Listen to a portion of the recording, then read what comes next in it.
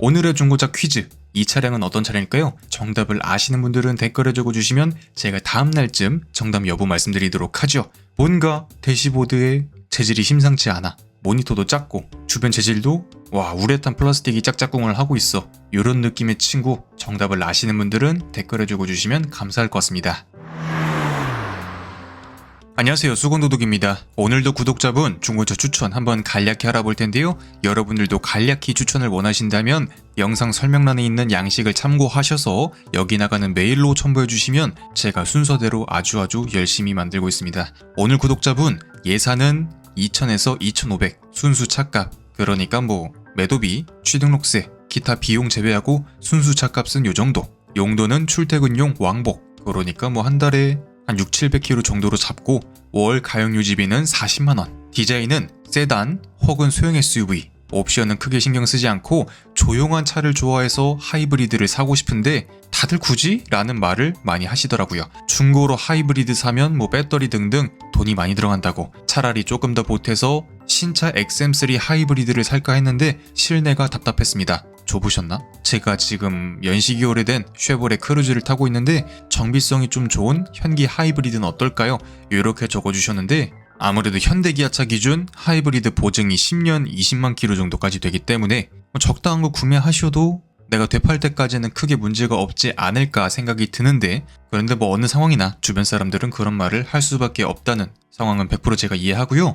오래된 크루즈를 타시다가 굳이 하이브리드 아니더라도 웬만한 가솔린, 그랜저 이런 걸로 넘어가셔도 정숙성 자체는 충분히 만족스럽지 않을까 생각이 드는데, 아무래도 지금 비용이 현대기아차 하이브리드 요즘에 정말 인기 있는 투싼도 그렇지 그랜저도 그렇지 인기가 많은 만큼 비교적 감가 방어도 유리한 부분을 보여주고 있고, 하이브리드 특성이 정말 막히는 시내길에서 주행량이 어느 정도 있을 때 뽕을 뽑는 친구인데, 한 달에 주행거리 700km 넉넉 잡아서 본다 하더라도 예를 들어 2.5 가솔린 그랜저가 기름값 한 달에 한 12만원 나와 하면 하이브리드는 한 6, 7만원 정도 나올 것으로 예상되기 때문에 그럼 1년에 6, 70만원 그 정도 비용이 세이브 되는데, 문제는 하이브리드가 처음에 신차가가 한 350만원 정도 비싸잖아요. 그게 한 200만원 정도는 중고값에 녹아있기 때문에 내가 유류비 자체만으로 그 정도 비용을 다 뽑을 수 있을까 한번 생각을 해보시고 선택하시면 되고요.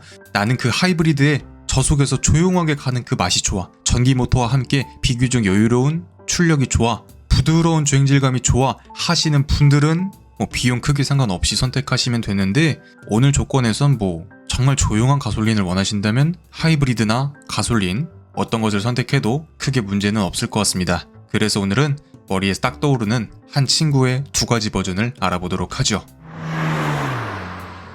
첫 번째는 그랜저 하이브리드인데 19년식에 7만 킬로, 차값은 2,400만원으로 흰둥이기 때문에 검정색 대비 중고차 값에서 조금 한 100만원 정도 플러스 되는 요인이 있었다. 아무래도 흰색 그랜저는 정말 요 정도 가격대에서 차를 구매하는 젊은 친구들도 많이 보는 선택지이기 때문에 검정색으로 보시면 조금 더 유연한 컨디션을 볼 수 있을 것 같고, 지금 현행 그랜저가 조금 있으면 페이스리프트가 나온다고 하죠. 그렇게 되면서 아무래도 이제는 구형의 느낌이 분명히 나는 그런 얼굴을 가지게 되었다. 그리고 전반적으로 하이브리드의 그 완성도가 그랜저 HG, LF 소나타 이런 친구들보다 대단히 좋아지면서 한 요때쯤부터 하이브리드가 인기가 많고 대중화가 훨씬 많이 되지 않았을까라는 생각이 드는 친구고요. 제가 늘 설명드리지만 그냥 설명서 맨 뒤에 있는 몇만에 바꾸세요 그거보다만 살짝만 빠르게 바꿔주시면 현대기아차는 유지하는데 거의 문제가 없습니다. 뽑기운만 괜찮다면. 이제 한 7만 킬로 됐으니까 조금 빨리 바꿔준다는 생각으로 변속기 오일 바꿔주시면 조금 더 좋겠죠. 그리고 내장은 여러분들이 택시 이런 데에서도 흔하게 보셨을 여기 뚱딴지처럼 시계가 딱 박혀있는 디자인인데, 하이브리드다 보니까 일반 그랜저와 다르게 왼쪽이 조금 더 뽀짝뽀짝하다. 그리고 그랜저급이라서 전반적으로 재질의 생 플라스틱보단 크롬이나 하이그로시 처리가 적극적으로 되어 있는데, 요즘 나오는 그랜저는 기본 등급에서 인조가죽이라는 안타까움이 있지만 요때 당시 그랜저는 디폴트 값이 천연가죽이었기 때문에 운전석을 보더라도 구겨짐은 어느 정도 있긴 하지만 찢어지는 경우는 거의 제가 못 봤습니다. 인조가죽은 진짜 멀쩡한 차가 거의 없는데 상당히 질기고 보드라운 이 천연가죽은 전체적인 재질도 마찬가지겠지만 그랜저와 소나타의 분명한 급 차이를 이런 데서 보여준다. 메모리 시트도 있죠. 2열도 시트가 큼지막하지만 공간성도 제가 저번에도 설명드렸듯 S클래스 7시리즈 쇼바디보다 훨씬 넉넉한 공간을 보여주고 이 차량은 옵션이 빠졌지만 어댑티브 크루즈가 들어간 스마트 센스 패키지가 들어간 차량으로 보시면 차간거리도 알아서 조절하면서 가는 모습도 보여줍니다. 또 순정 내비가 있기 때문에 얘는 지금 19년식이니까 이제 거의 5년 무상이 끝나가는데 약정을 걸고 사용하시면 5,500원, 내 스마트폰으로 차량에 시동도 걸고 에어컨도 켜두고 커넥티드카 가입 경력이 있다면 자동차 보험료도 15% 정도 제가 늘 말씀드리는 부분이고, 서라운드 모니터도 늘 설명드리지만 똑같은 카메라를 쓰는 BMW, 포르쉐보다 현대기아가 객관적으로 세팅을 자연스럽게 훨씬 잘한다고 저는 늘 뽕을 빼고 말씀드리고요. 아무래도 그랜저다 보니까 이렇게 핸들 위치도 전동으로 조작할 수 있는데 요게 전동으로 들어가면서 메모리 시트와도 함께 작동하고 차량에서 하차할 때 핸들도 위로 올려주고 그런 부분이 있고, 요런 스티치가 들어가면서 어차피 우레탄이긴 한데 조금 더 신경을 썼다라는 부분을 보여줍니다. 뭐 차로 이탈 경고나 후측방 경고도 있는 모습이고, 그냥 그랜저기 때문에 요 시대에 나오던 평균적인 옵션은 전부 다 기본 사양이야. 뭐 레인 센서 이런 것들도 기본으로 있고 2열에도 열선이 있어. 또한 2열 도어에도 우레탄이긴 하지만 마찬가지로 스티치가 들어가면서 조금 더 나 신경 썼다라는 느낌적인 느낌을 주는데, 제가 말씀드린 설명서 중고차 보실 땐 키도 2개인지 꼭 확인하자. 뭐 현대기아차 대부분의 친구들이 복사하는데 비용이 크진 않지만 벤츠는 16년식부터인가 무조건 공장에서 키가 와야 되기 때문에 벤츠만큼은 꼭 키가 2개인지 확인해보자. 중고차 값에 무조건 높기 때문에 키가 2개인 차량을 보시는 게 중요하다.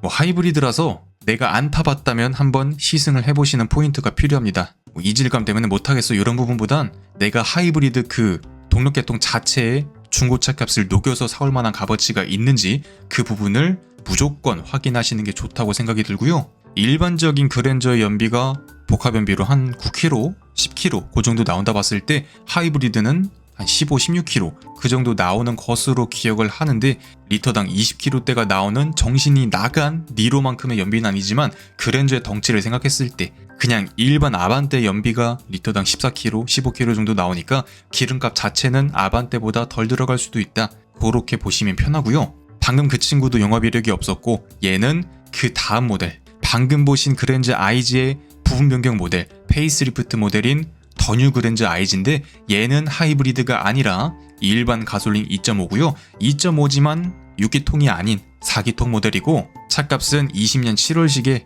8만 킬로, 영업이력 없는 애가 2,250만원 정도의 차값을 보여주고요. 영업이력이 있어 키로수도 한 10만 언저리 돼 하는 친구들은 요 그랜저 IG 페이스리프트 버전도 하이브리드로 가능한데, 영업이력이 있는 하이브리드를 가냐 없는 일반 가솔린을 가냐 그것도 그냥 여러분들의 상황에 맞춰 선택하시면 되고요. 실내가 크게 바뀌었습니다. 아무래도 전반적으로 한 2세대 전에 현대의 인테리어를 보여주는 페이스리프트 이전과 다르게 전반적으로 세련되게 바뀌었다. 일단 핸들 디자인부터 요즘 나오는 현대차 바로 직전 버전의 디자인이 들어가는데, 그랜저 급을 생각했을 때 솔직히 요 버튼 구성이 딱 봐도 그냥 플라스틱 덩어리 이런 느낌이 개인적으로는 굉장히 좋진 않지만 디자인이 조금 더 새 것 같으니까 그냥 뭐 넘어가도록 하고, 요 버튼이 있기 때문에 앞 차량과 차간거리를 조절하는 어댑티브 크루즈도 가능하다. 오일 교체 주기만 평균보다 살짝만 빨리 잡아주면 터보 차주도 없기 때문에 엔진룸도 널찍하고 열도 대단히 많이 받는 친구는 아니기 때문에 평균적으로 봤을 때 심장병이 있다 이렇게 말하기에는 너무나도 많은 사람들이 많이 사서 잘 타고 있어. 이런 모습 때문에 그냥 엔진 오일 정도만 5, 6, 7천 그 정도로 빨리 잡아주시면 뭐 어차피 교체 비용도 얼마 안 하니까 유지하는데 크게 문제는 없을 것 같고, 공간성이나 센터를 뺀 나머지 레이아웃은 페이스리프트 이전과 거의 동일하다고 보시면 되고요. 얘는 서라운드 모니터 옵션이 빠진 차량이네요. 그리고 하단에 이런 버튼들도 터치로 들어가는 모델이 있는데 그럼 아무래도 급을 높여야 돼. 급을 높여 중고차 값이 올라가. 이런 부분도 분명히 있고요. 그냥 그걸 위주로 보시면 될 것 같습니다. 나는 하이브리드를 선택하고 구형 모델을 선택할래. 심지어 얘는 2400이었죠? 아니면 나는 페이스리프트 버전을 일반 가솔린으로 살래. 적어도 오늘 예산에선 그렇게 보시면 될 것 같고, 계속 설명드리듯 주행거리가 뭐 왕복 30km면 그냥 일반 가솔린을 선택해도 유지비에서 크게 차이 나진 않기 때문에, 어차피 그랜저 하이브리드는 소렌토 산타페랑 다르게 하이브리드도 1.6이 아니라 2.3가 그게 들어가잖아요. 그래서 뭐 자동차세에서도 큰 절감은 없기 때문에 요것은 100% 취향에 맞춰 선택하시면 될 것 같습니다. 아무래도 이 정도 차값에선 그랜저 IG 페이스리프트 버전 혹은 전기형 하이브리드만큼 이 조건에서 만족스러운 차량이 크게 없을 것 같아서 오늘은 두 친구를 한번 간략히 알아봤네요.